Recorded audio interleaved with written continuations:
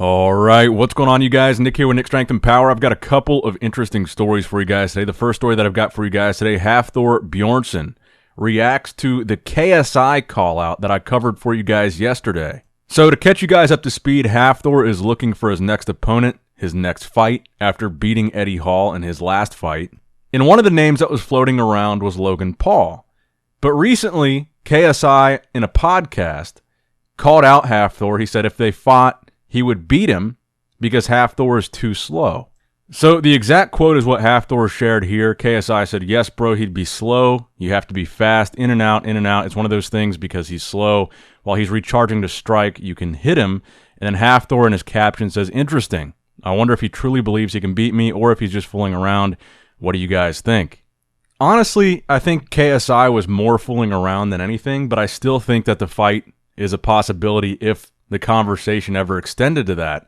And I think that the fight with Logan Paul is a very, very real possibility, and the talks for that are already happening. Now, I'm curious to hear in the comments below who you guys think Hafthor should fight.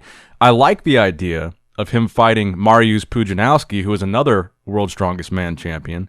I like the idea of him fighting Martin Ford too, but I was talking about this with somebody earlier.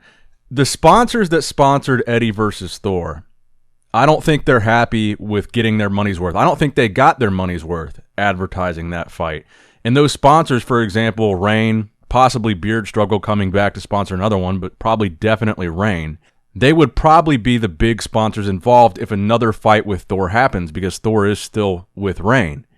And I think that if they were to sponsor another fight, they would want it to be something where it was a big enough name to get some serious attention so that they would have insurance that it wouldn't be a flop. I don't think Eddie versus Thor was necessarily a flop. I'm sure a lot of people watched it, but I don't know how much of a success it was from a financial standpoint, both for the sponsors, for the athletes, for anybody involved that's trying to get paid here. I don't know how big of a success it was financially. I'm sure the viewership was great. I'm sure the social media response was great. But the financial return, I'm not so sure about. So I would think, while it seems silly, like I said in the last video, for him to box a YouTuber like KSI or Logan Paul, these are names that are big enough that no matter who KSI or Logan Paul fight, the fight is going to get a lot of eyeballs because it's KSI, because it's Logan Paul. So that's why I think they would more likely entertain a name like that versus another strongman. Like Mariusz, he hasn't competed in the World's Strongest Man in like over a decade. Longer than that even. In Martin Ford, while he's a big guy, how big of a draw is his name really versus Thor? I think they need some star power for the next fight to be financially successful. But like I said, let me know what you guys think in the comment section below. Who would you like to see Hafthor fight? Now, the next story that I've got for you guys today, Calum Von Moger. I'm sure you guys have seen Calum Von Moger has had a lot of legal issues lately. He's been acting very strange. He's been posting weird stuff on his Instagram stories. The most recent situation was allegedly a road rage incident where he threatened somebody with a machete. Now, again, I don't know how much of that is true, but he's definitely been having some legal issues. And Calum did finally address it himself on his Instagram, posting up a post with this caption, and he shared also in that post like clips from the articles about his legal issues. I guess to let people know who are reading that some context of what's going on. He says, everyone has a past. We've all been through hard times. I admit I messed up bad many times, but I don't care about dwelling on negative thoughts of the past. All I care about is that I learn from my mistakes and become a better person. I'm trying my hardest to stay strong, but I have my bad days too. The media will always focus on the negative news to get our attention and start gossip, but the positive achievements I've done in my life far outweigh the muck-ups I've had along the way that I can swear on 100%. Anyway, all I ask is for forgiveness so I can keep moving forward and on the right path again.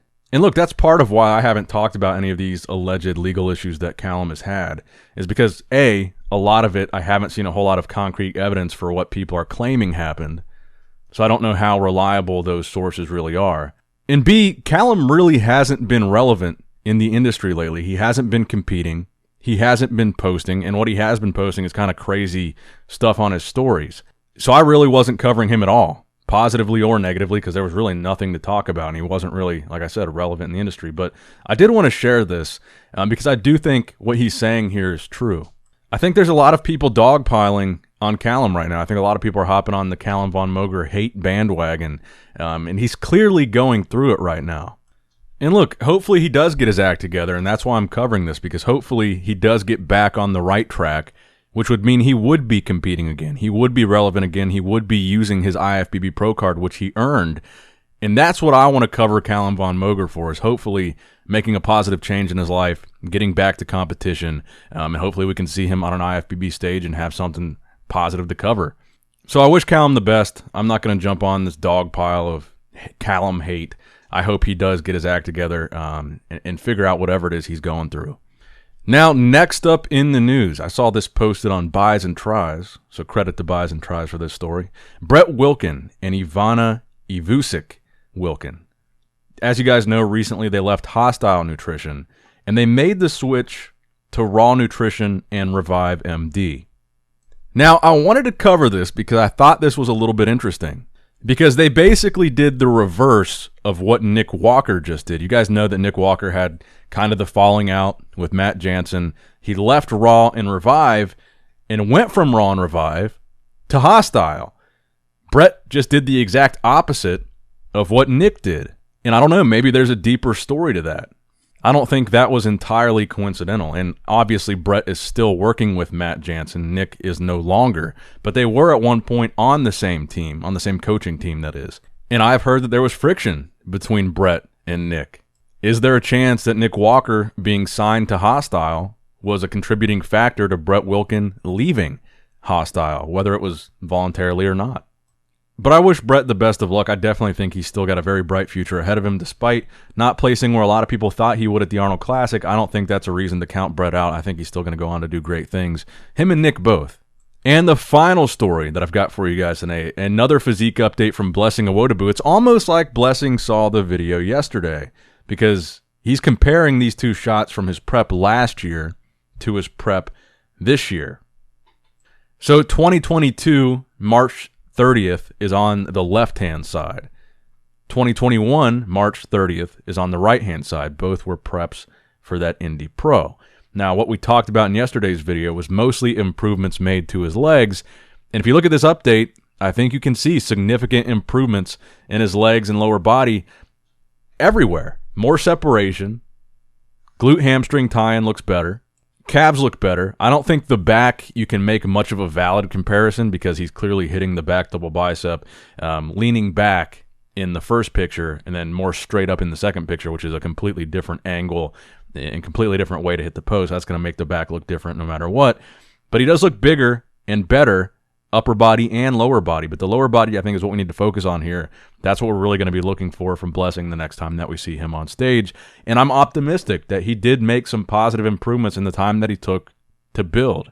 So let me know what you guys think in the comment section below about all these stories. Give the video a thumbs up if you enjoyed it. Subscribe to the channel if you have not subscribed yet already. As always, I love you guys. I appreciate you guys. Nick Strength and Power, signing out.